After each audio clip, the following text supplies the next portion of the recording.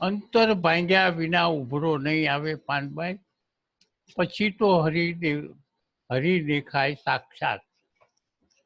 હરિ દેખાય સાક્ષાત. હરિ દેખાય સાક્ષાત. ક્યારે દેખાય? અંતર ભાંગ્યા વિના. જ્યાં સુધી અંતર નહીં ભંગાય ત્યાં સુધી હરિ સાક્ષાત દેખાય. અંતકરણની અંદર જે મન બુદ્ધિ ચિત્ત ને અહંકાર છે, એમાં અહંકાર જ્યાં સુધી જીવે છે, મન જ્યાં સુધી જીવે છે, ત્યાં સુધી તમને હરિ સાક્ષાત દેખાય છે નહીં. એટલે તમે જીવન મુક્ત થઈ શકશો નહીં.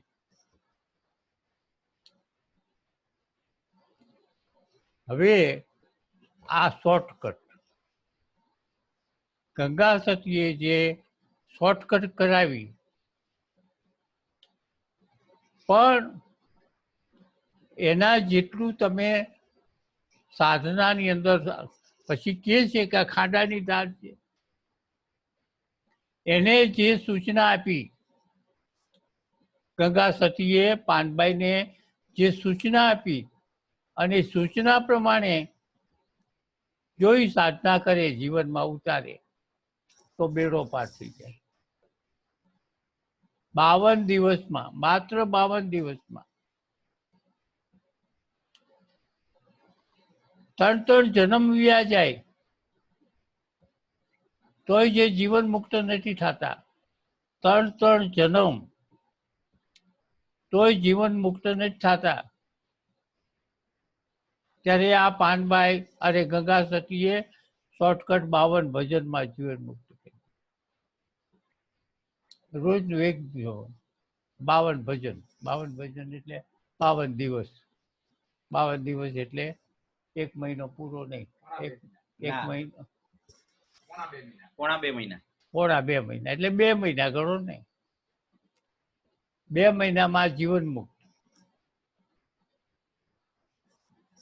એમાં ના નથી.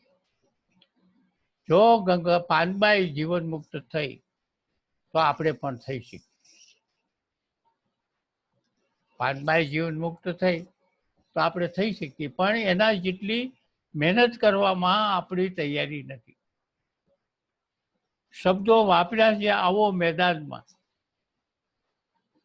આળસ મેલીને આવો મેદાનમાં, સમજો સદગુરુની સાથ. જો આ મેદાન શબ્દ ક્યારે વાપરે? મેદાન શબ્દ જ્યારે વાપર્યો છે કે આવું મોટું યુદ્ધ જે થાય ને, અને યુદ્ધમાં જે રીતે લડવું પડે, એવી લડાઈ આ પરમાત્મા પ્રાપ્તિ માટે કરવી પડે. તો 52 દિવસમાં તમારે જીવન મુક્ત થઈ જાય. પહેલી વહેલી તો ગંગા સતીએ જે આપણને સૂચનાઓ આપી છે, એ સૂચના પ્રમાણે પૂરેપૂરું કરવું જોઈએ.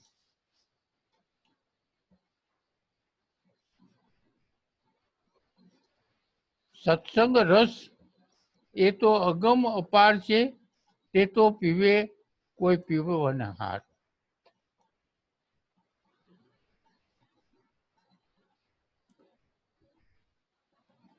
ક્યાં એટલે ગંગા સતીએ મનને મારવાનું આ છે વાત. તો મન કઈ રીતે મરે? વાત આપણે કરી કે નાના હતા ત્યારે મન નહોતું, અને પછી ધીમે ધીમે જેમ ખોરાક ખાતો એમ એ મન આપણાથી ઊભું થયેલું છે. મન આપણું છે, છતાં મનના પ્રમાણે તમે હાલો છો.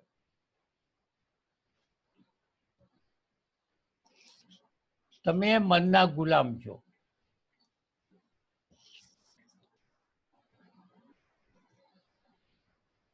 જો દાખલો દઉં, આ જગ્યાએ આવવું છે, આ ખાવું છે, આમ કરવું છે, તો તમે શું કહેશો? મારું મન ના પાડે છે. તેનો સીધો અર્થ થયો કે તમે મનના ગુલામ છો.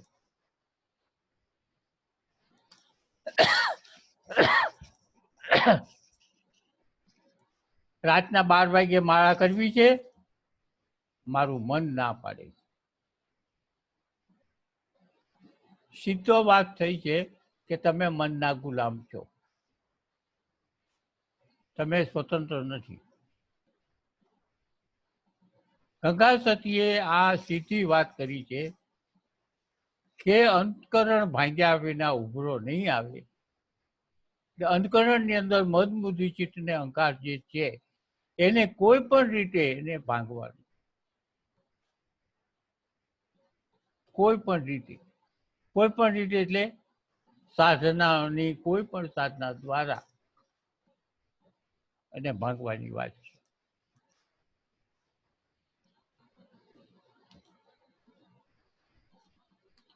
સત્સંગનો રસ છે અગમ અપાર. સત્સંગ, સંત સંગ એટલે સંતોની પાસે બેસી અને એનું જ્ઞાનની સાથે વાતચીત કરી, વાર્તાલાપ કરવો. અને સત્સંગ અને સંતસંગ આ બે છે, એને બરાબર સમજી. સત્સંગ, સત તત્વ એક જ આખા બ્રહ્માંડમાં છે. સત્સંગ એટલે સત્સંગ કરવો છે તો આખા બ્રહ્માંડની અંદર એક જ તત્વ છે, એની સાથે જોડાઈ જવાનું છે. એની મનમાં છે એમાં તમે જોડાયેલા જ છો, માત્ર તમે નથી જોડાયેલા એ દૂર કરવાનું છે, એ ભ્રાંતિ દૂર કરવાની. અને સંતસંગ એટલે કોઈ મારા જેવા સાધુ સમાજની સાથે થોડા વાર્તાલાપ કરવો.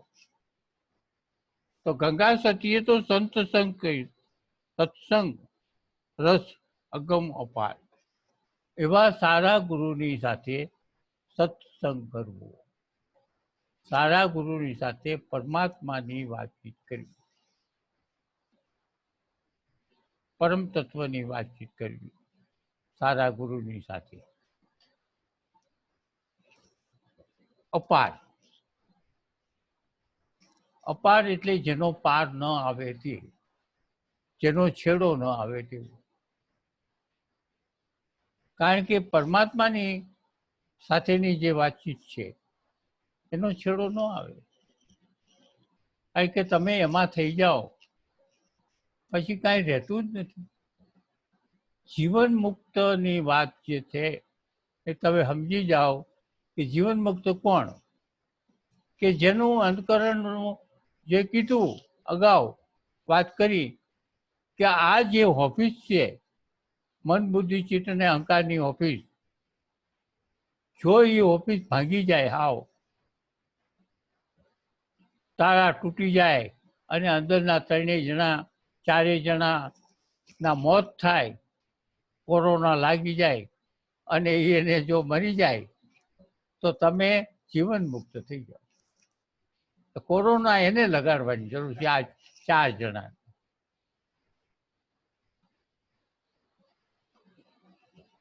એ 4 જણા ગયા, ઓફિસ ગઈ એટલે તમે જીવન મુક્ત છો. તમે પરમાત્માની પ્રાપ્તિ કરવાનો નહીં, તમે પરમાત્મા સ્વરૂપ છો. તમે પરમાત્મા સ્વરૂપ આજે છો, માત્ર આ છે ને એટલે. એક રાજા હોય એને પ્રધાન હોય. હવે પ્રધાન બહુ બુદ્ધિશાળી એટલે રાજાને જેલમાં પૂરી દીધો અને પ્રજાની સાથે વ્યવહાર પ્રધાન કરવા માંડ્યો. પ્રજા પૂછે તો કે હા એ તો છે, એમને તો આરામ કરે છે, ખાય છે, પીવે છે, મજા કરે છે, પોતે ચલાવે છે. પ્રધાનને રાજાને પૂરી દીધો અને પ્રધાન આખો વ્યવહાર ચલાવે છે. હવે જુઓ, પરમ તત્વ જે ચેતન તત્વ છે, જે ખરું છે, જેને પ્રજ્ઞા શરીરનું સંચાલન કરે છે, એને પૂરી દીધો અને અહંકાર ને મન બે થઈ અને અત્યારે શરીરનું, આપણા શરીરનું સંચાલન એ બે કરે છે અને એ બે કરે છે એમ જ આપણે કરીએ છીએ.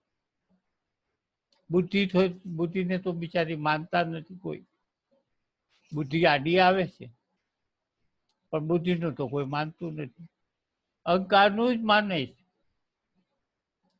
અને મન, આ બે.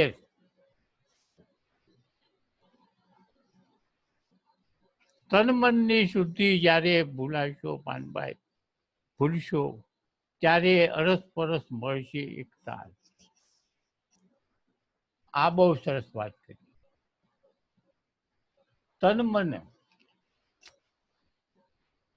તન મનની શુદ્ધિ જ્યારે ભૂલશો પાનભાઈ, ત્યારે અરસપરસ મળશે એક તાલ. મારું મન અને તારું મન, મારું મન ને તારું મન, મારું મન આમ કે છે, મારો અહંકાર આમ કે છે, એ જ્યાં સુધી આપણને સમરણ છે, બે વ્યક્તિ ભેગી થાય ત્યારે શું કે, વાત શું કરે? મારું મન આમ કે છે કે આવું કરું, પેલો હામો એમ કે છે કરો. એ ગંગા સતી કે છે એ ભૂલો. કારણ કે મનનું ધાર્યું થવા ન જોઈએ, અહંકારનું ધાર્યું થવા ન જોઈએ. અહંકાર તો શું છે? અહંકાર કરતા મન આપણું જોતું વધારે છે.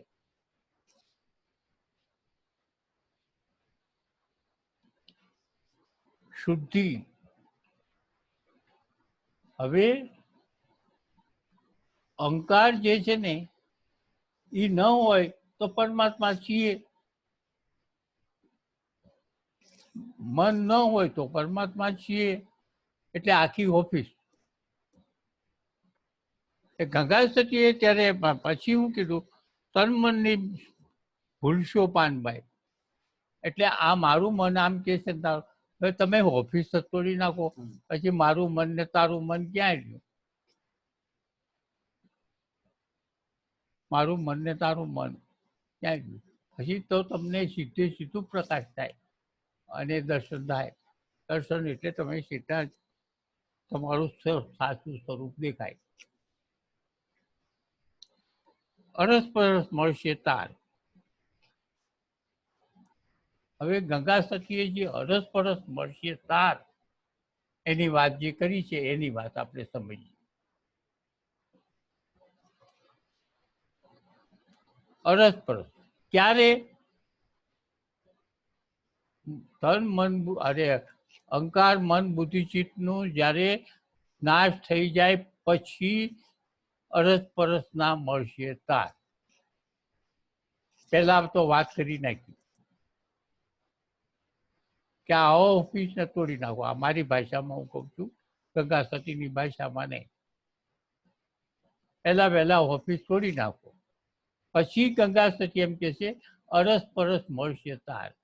હવે અરસપરસ એટલે શું અને તાર મળવું એટલે શું? અરસપરસ મળશે તાર એમ ગંગા સતીએ કીધું. ક્યારે? કે ઓફિસ તોડ્યા પછી. હવે પછી રહ્યું કોણ? મન બુદ્ધિ ચિત્તને અહંકાર નથી. અત્યારે તમારે લઈ થઈ ગયો અથવા તો કે મરી ગયા, પછી રહ્યું કોણ? હવે તમારી ઉંમર અત્યારે માનો કે અત્યારે તમારી ઉંમર 60 વર્ષની છે અને 60 વર્ષે આ સ્થિતિ થઈ ગઈ. 60 વર્ષે આ સ્થિતિ થઈ ગઈ એટલે તમને બ્રહ્મ જ્ઞાન થઈ ગયું. 60 વર્ષ ત્યારે બ્રહ્મ જ્ઞાન થઈ ગયું. ક્યારે? કે તમારામાં મન બુદ્ધિ જેટને અહંકાર નથી એમ સમજી લ્યો. અત્યારે નથી તો જ બ્રહ્મ જ્ઞાન થાય, નકર થાય.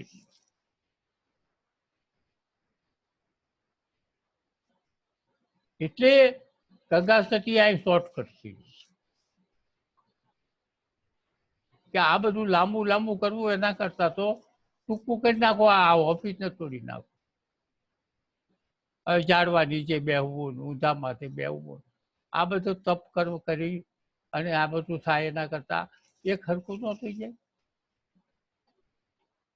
વાત કરી ગંગા સતીએ કોઈ સાધનાની વાત નથી કરી, કોઈ ઉપનિષદની વાત નથી કરી, કોઈ દેવ દેવી અંદર નથી લાવ્યા.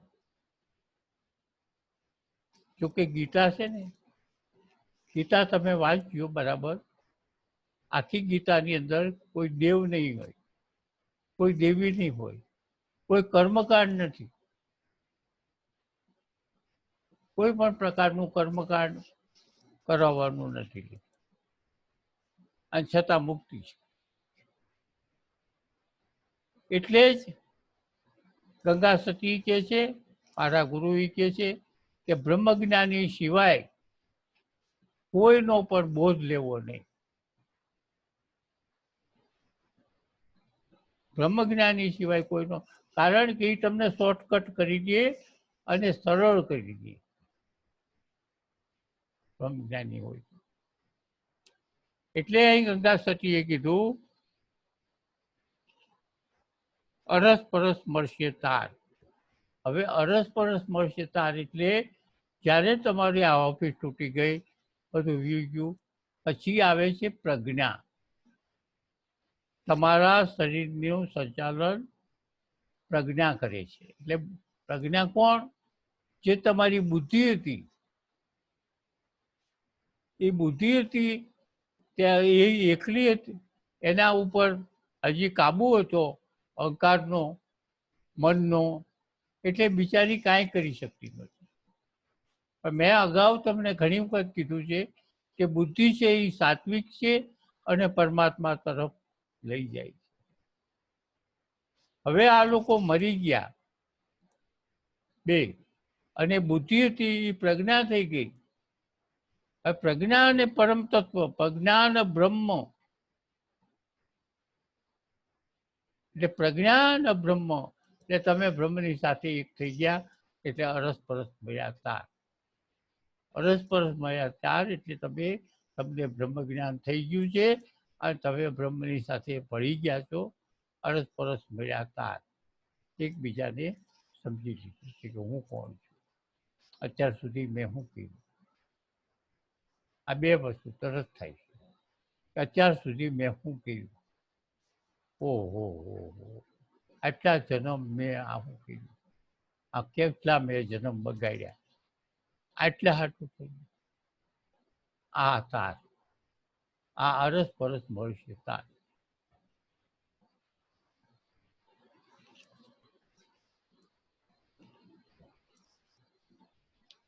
હવે ધડ રે ઉપર શીશ જેને નવ મળે, પાનભાઈ એવો ખેલ છે ખાંડા કેરી તાર. જુઓ, વાત તો કરી, શોર્ટકટ તો હંમેશા અઘરો હોય, શોર્ટકટ હેલો ન હોય.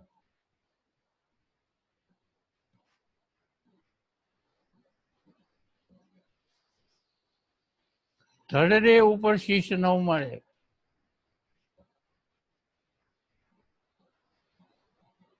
ધડ ઉપર શીશ ન મળે એટલે ન હોય. શીશ, હું આને નમું નહીં, હું આ નમતું નહીં આપું, એમ કોણ કે છે? હું આને નમું નહીં, હું આને નમતું નહીં આપું, આમાં હું મારું ધાર્યું કરીશ, એ કામ બધું અહંકારનું છે. હવે જે અહંકારને બદલે આપણા સમાજમાં માથું, માથાને પણ અહંકારનું રૂપ આપ્યું છે. તમે જોજો, અહંકાર હોય ને એ કોઈ નમે નહીં. કોઈ આપણાથી વડીલ વ્યક્તિ હોય તો નમવું, એને માન આપવું, એ આપણો ધર્મ છે. પણ માથું હોય ને, અહંકાર હોય એટલે માથું હોવું, અહંકાર નથી એટલે માથું ન હોવું. ગમે તે વ્યક્તિને નમે, સર્વ પરમાત્માનું સ્વરૂપ છે. ગમે તે કામની વખતે પણ પોતે નમ્રતાથી જે કામ કરવાનું હોય કરે. અહંકાર વશમાં ન આવે એટલે એમ કે છે શીશ નડે. શીશ વગરનું કામ, અહંકાર વગરનો જે છે ને, જેને આપણે સહજ અવસ્થા કહી છીએ એને માથું નથી. એનું જુઓ, આપણે ચોખ્ખી વાત કરી છે કે માન ન હોય, અપમાન ન હોય, તમને એને સમયની હારે ભાન ન હોય, એને જે આપો એ ખાય, એની સાથે કોઈ પણ માન સન્માન, હરખ, દુઃખ, સુખ, બહુ મોટો લાભ મળે, બહુ મોટો ગેરલાભ થાય, છતાં એ એવો ને એવો હોય. એ માથા વગરનો, એ જ જીવનનું.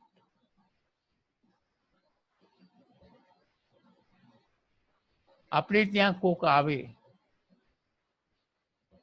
અને એને માત્ર આપણે ખુરશી આપીએ તો કઈ નાના બાપના નથી થઈ જતા, પણ નથી આપતા.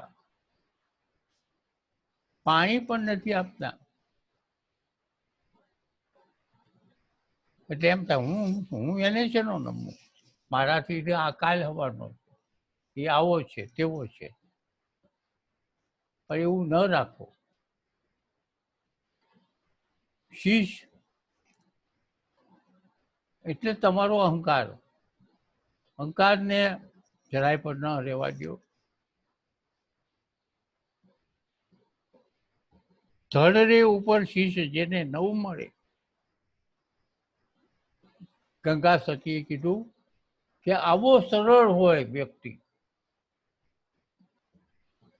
ગીતાના બીજા અધ્યાયમાં ભગવાને પૂછ્યું છે, અર્જુને પૂછ્યું કે હે પરમાત્મા, સ્થિતપ્રજ્ઞ જાણવો કેમ કેશવ?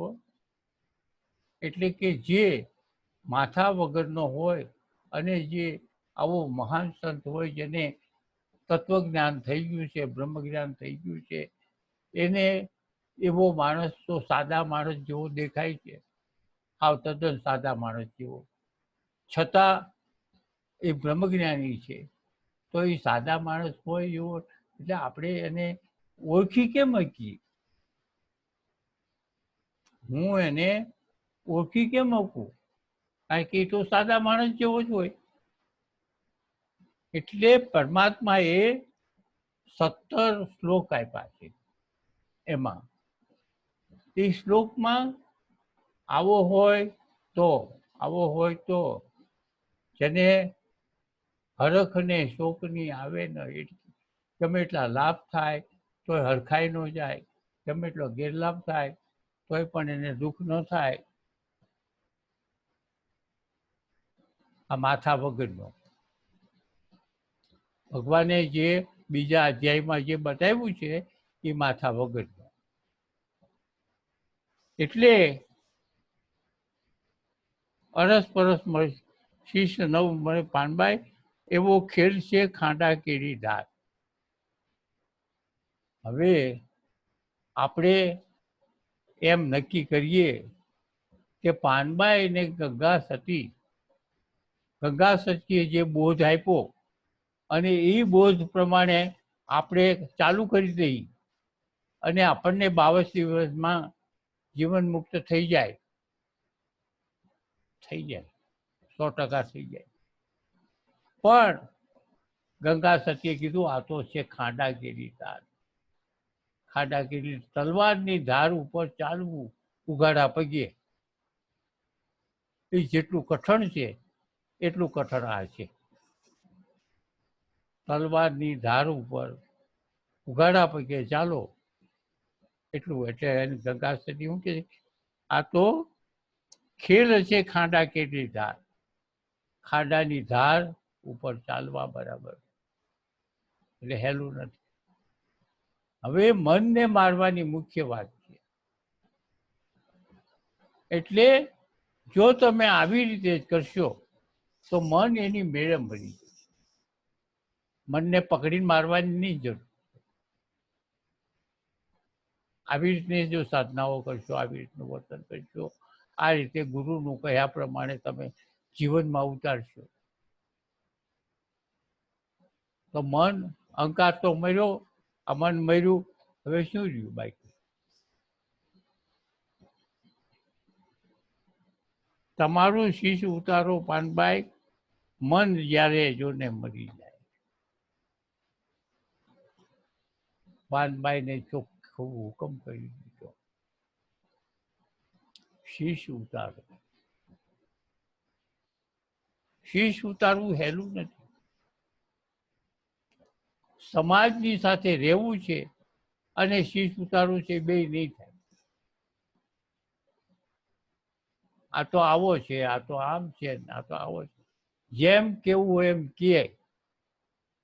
કદાચ ભૂખ્યું રહેવું પડે, કદાચ સાપના ઓલામાં રહેવું પડે, એટલે ટાઢા ઓલા. હવે જુઓ, 3.5 વર્ષની પરિક્રમા છે અને બ્રહ્મનિષ્ઠ થઈ જાય 100%. જેમ ગંગાબાઈનું પાનબાઈનું કીધું છે ને, 52 દિવસમાં પાનબાઈ. તો આ 3.5 વર્ષમાં 100% મેં તો જોયા છે. મારા ગુરુ સ્થાનમાં હું તપ કરતો હતો ત્યારે આવતા હતા. અને પણ એ તપ કેવું કરવું? ઉઘાડા પગે, એક જ પાણીનું ડબલું, નાનું એવું સ્ટીલનું આવે ને ડબલું, એક જ જોડી કપડાં અને એ ગમછો, કાંઈ પણ નહીં બીજું હારી. અને આ ઉઘાડા પગે તમે આખી નર્મદાનું પરિક્રમા કરો, એટલે આ છેડેથી આ છેડે. જૂના 1200 કિલોમીટર છે એક છેડો, અને આ બાજુનો છોડો જૂના માઇલ છે ને 1200 છે, અને આ બાજુના છેડાના 1200. હવે એ તમે પહેલેથી છેલ્લે સુધી તમે માગીને ખાઓ, ગમે ત્યાં મંદિરમાં પડ્યા રહ્યો, શિયાળો હોય ઉનાળો હોય, ઓઢવાનું હોય, કોઈ વખતે ન હોય. અને આ રીતે જ્યારે તમે તમારો અહંકાર તો ક્યારનો મરી જાય, મન મરી જાય, બધું હરખું થઈ જાય, પરિક્રમા પૂરો કરો. અને એવા કેટલાય આખા નર્મદા કિનારે આજે છે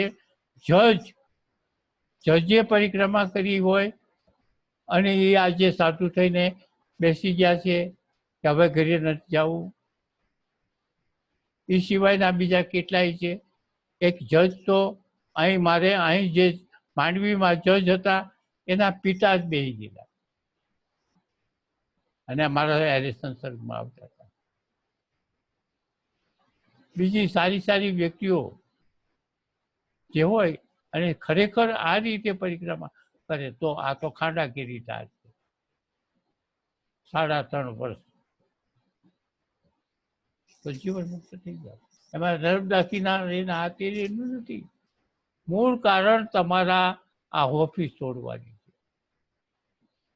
ગંગા હોય કે ગોદાવરી હોય કે નર્મદા હોય કે પછી તમે એક પર્વતની પરિક્રમા કરો, પણ મૂળ તમે તમારે આ ઓફિસ તૂટે એવા વાતાવરણમાં તમારે રહેવાનું. એટલે શું છે, તમને ગમે તે પરિક્રમા કરો તો પાણીનું એક ડબલું હોય, નાવા ધોવામાં કપડાં બીજા છે નહીં, ખાવાનું તમારી પાસે છે નહીં, ગમે ત્યાં માગીને ખાવાનું છે. ક્યારેક મળ્યું, ક્યારેક ન મળ્યું, ક્યારેક અપમાન થયું, ક્યારેક વરસાદ વરસ્યો, આ બધું, અને ક્યારેક ઠંડી ગરમી. પણ જો તમે હાલવા જાવ ને તો શિયાળામાં તમને ધાબળા મળે, તમારું બધું સલામતીઓ થતી જાય. પણ એની સાથે આગ્રહ નહીં રાખવાનો હવે કેમ હજી ધાબળો ન આવ્યો, હજી કેમ આનો છું, હજી કેમ આનો છું, એનો આગ્રહ નહીં રાખવો. તમે તમારી પરિક્રમા કરી રાખો. કંટિયા ઝાડ કરીને નર્મદા અને સમુદ્ર કંઠિયા ઝાડ ત્યાં એક ગામડું છે નાનું એવું, કંઠિયા ઝાડ ગામડું છે, અને એનું સંગમ છે નર્મદા અને સમુદ્ર. ત્યાં એક સાધુ બેસી ગયો, એને પરિક્રમા કરી કે હવે મારે ઘરે નથી જવું. બહુ સારી વ્યક્તિ છે. એક આ બાજુના ભાગમાં ગરુડેશ્વર, એમાં પણ એક બે બહેનો બેસી ગઈ. પરિક્રમા તો કરો એટલે ખબર પડે. કામ તપ કરો, કા ગંગા સતી કે છે એમ કરો. ભગવાન એમને હેલો નથી, ખાંડા થઈ કહી દીધા. ભગવાને કહી દીધું ખાંડા કેરી ધાર સહેલો નથી. ટૂંકા રસ્તા છે, લાંબા રસ્તા છે, બધા છે, પણ એનું નિયમોમાં બરોબર રહેવો, કોઈ બાંધછોડ નહીં. તમને તમારા ગુરુ જેમ કહે એ પ્રમાણે તમારે રહેવું, એ પ્રમાણે તમારે સાધના કરવી. 100%.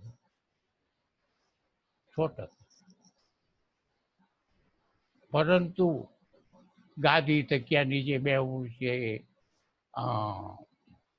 અને પછી બધું પ્રેમથી સાંભળવું છે, સ્વામીજી જે બોલે છે એ સાંભળવું છે, પણ ગાદી તકિયામાંથી આરામથી બેહવું છે. હવે એને બેહવું છે આરામથી, અને અત્યારે બેઠા બેઠા આરામથી સાંભળવું છે, અને જ્ઞાન પ્રાપ્ત કરવું છે, મુક્તિ જોઈ ક્યાંથી મળે? સમજી જાય જેને આરામથી બેઠા છે ગાદી તકિયાથી. જે અત્યારે આટલું સાંભળવામાં આરામ કરવો છે ને ગાદી તકિયાઓ જોઈ છે.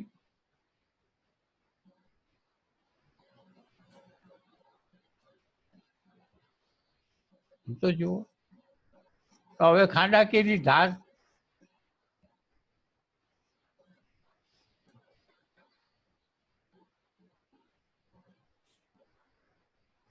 એક મિનિટ છે, હાલો. હવે 2-3 લીટી રહી ગઈ છે, એ કાલે આપણે કરશું થોડીક. પણ ખાંડાકીરી ધાર તો છે, પણ છતાં અત્યારે પ્રાથમિક જ્ઞાન લ્યો, પણ પ્રાથમિક જ્ઞાનમાં થોડુંક કષ્ટું તો બેઠવું પડે. તો ભાઈ આમ બેહો તો શું વાંધો છે?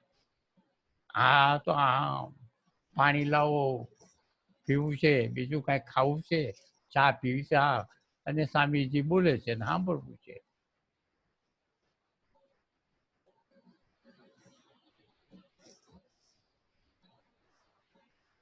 હરિહર.